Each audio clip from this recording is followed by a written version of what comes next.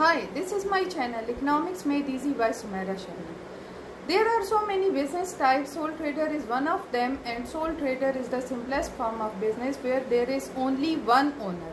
There may be employees in the business who will assist the owner, but the owner will be one who will get the profit or loss of the business. He will be the sole decision maker and the sole responsible management. However, there may be people who will assist him, but legally he will have the responsibility for all the things going on. There will be no separation of the business and the owner in the eyes of law. It means that for example, in case of loss of the business, if the business has to give back loans which they have taken formerly, or if they have bought something on credit and later on they have to pay for it, so they if the investment in the business is not enough, she must also sell the private property, the house, the car, etc., whatever they have outside of the business. They must also sell those things to pay for the loans and the credit. So this means that legally there is no difference between the owner and the business,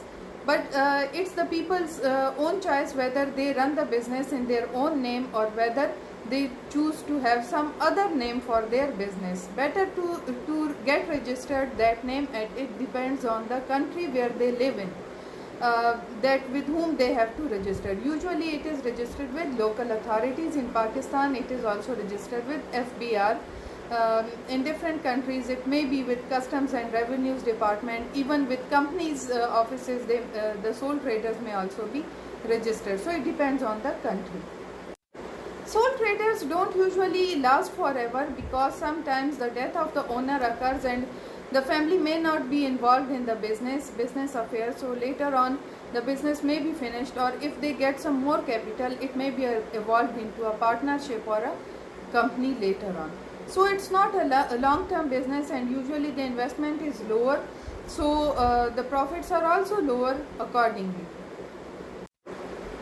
However, the benefit will be there will be no one to dictate the owner of the business. She will be able to decide whatever they want to. They will be able to choose their own hours of work and leaves for themselves.